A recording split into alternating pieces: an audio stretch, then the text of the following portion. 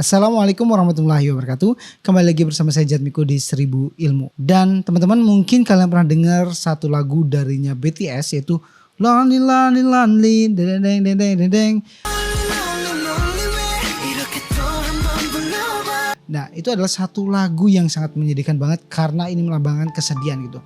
Di balik cerita dan lirik lagu tersebut itu mengandung satu cerita yaitu tentang sebuah paus yang sendirian. Nah, gimana BTS itu terinspirasi dengan paus itu? Apakah paus itu benar-benar ada atau itu hanya sebuah khayalan yang ditulis oleh BTS? Nah, teman-teman, ternyata hal itu benar-benar ada dan faktanya memang paus itu sendirian. Nah, gimana ceritanya? Yuk dengerin video ini.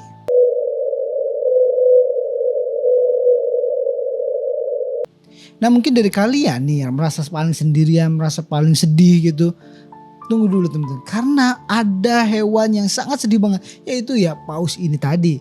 Bayangin sampai diciptain lagu oleh BTS dan banyak musisi juga menciptakan lagu dengan berjudul Wild 52. Sebenarnya paus itu sendiri merupakan makhluk sosial. Jadi mereka hidupnya berkelompok, mereka berteman, kemana-mana mereka bersama-sama gitu. Dan gak akan mungkin ada paus itu yang sendirian gitu, yang jomblo gitu ya, gak punya teman dan sebagainya gitu. Dan dia selalu ya memiliki teman gitu, mau kemana-mana punya teman gitu. Gak kayak kita kan, kadang bisa sendirian kayak no lab gitu. Namun pada tahun 1989 Dr. William Walskin, peneliti dari Woods Hole Oceanographic Institute, dia menemukan frekuensi nyanyian khas paus jantan selama musim kawin nih. Paus sendiri berkomunikasi menggunakan frekuensi suara atau biasanya juga disebut dengan nyanyian.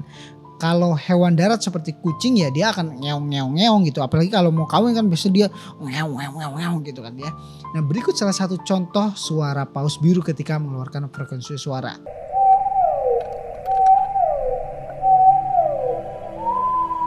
Karena pendengaran manusia seperti itu, akhirnya manusia menganggap bahwasanya paus itu sedang menyanyi. Nyanyian-nyanyian ini digunakan paus untuk mencari pasangan atau kawanan. Frekuensi ini berada di sekitar 12 hingga 25 Hz nih teman-teman ya. Sedikit intermezzo teman-teman ya, bahwasanya manusia itu dapat mendengar kisaran 24 sampai 2000 Hz.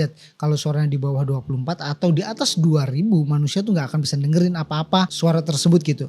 Nah, pada saat melakukan penelitian, Dr. William Walskin menemukan nyanyian paus berada di sekitar 52 Hz.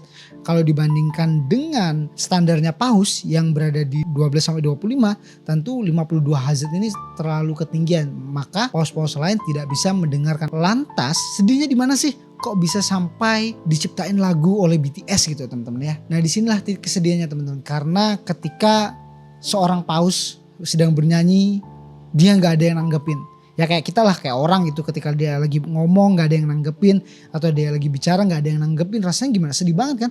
Nah, begitu juga yang dirasakan oleh paus. Bayangin dia berada di sekitar laut yang sangat luas sekali, namun dia tidak ada yang mendengarkannya.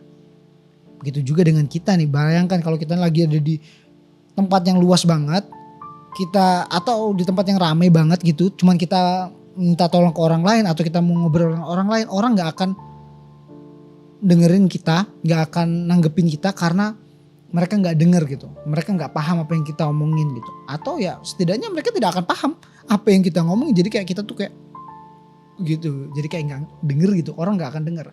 Dan ini yang dirasakan oleh paus tersebut.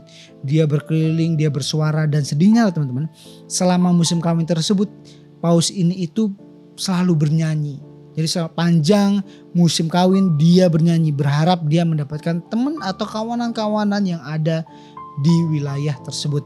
Frekuensi 52 Hz ini hanya dapat ditangkap oleh radio sonar dari kapal selam dan kapal laut. Maka dari itu paus ini diberi nama The Lonely Wild 52 atau bisa juga disebut dengan Walien 52 karena para peneliti hanya mendengarkan suara saja. Jadi hingga saat ini tidak ada satu peneliti pun yang tahu jenis paus apa ini. Jadi mereka nggak akan pernah tahu hingga saat ini, tidak tahu itu paus apa sebenarnya. Apakah termasuk paus biru, paus bungkuk, atau paus sirip ya? Sama sekali belum ada yang tahu gitu. Setelah tahun 1989, Andre Revkin, jurnalis sains dari New York Times, William 52 sempat ditemukan lagi pada tahun 1992 sama Angkatan Laut Amerika di Samudra Pasifik. 1992, a top secret program of the US Navy discovered a mysterious sound in the Pacific at a frequency of 52 Hz. Penelitian dari Andrea Kevin ini akhirnya dipublikasi pada tahun 2004 dalam bentuk jurnal Deep Sea Research. Dari jurnal inilah banyak yang tertarik dengan paus ini. Makin banyak ekspedisi dan penelitian yang dilakukan hanya untuk menemukan paus ini, jadi terkenalah paus ini. Menurut Mary Ann Deher, seorang peneliti biota laut nih, mengatakan bahwa Wild 52 ini memiliki popularitas sama dengan artis Hollywood. Bayangin tuh. Tahun 2015, peneliti mencoba semaksimal mungkin untuk menemukan Wild 52 di Samudra Pasifik. Mereka menaruh sebuah alat ke dalam laut dan alat ini berfungsi untuk memberikan dan menangkap suara 52 Hz agar dapat diketahui Wild 52 ini berada di mana gitu. Hingga saat ini sayangnya alat tersebut belum menemukan paus Wild 52 ini. Sangat sedih banget ya temennya. Dia seorang paus yang sangat sendirian, kesepian gitu kan. Gak ada teman-teman siapapun. Find the 52 Hertz whale.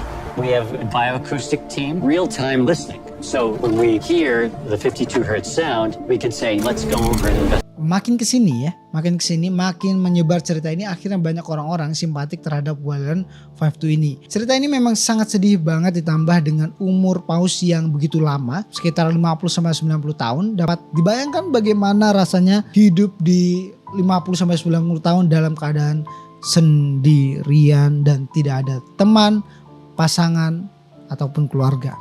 Bayangin bagaimana rasanya hidup di laut lepas, banyak makhluk yang tidak bisa kita ajak komunikasi. Dia berjalan sendiri, berharap dapat menemukan kawanannya.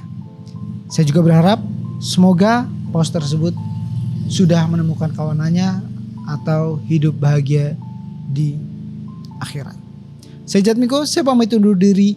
Wassalamualaikum warahmatullahi wabarakatuh.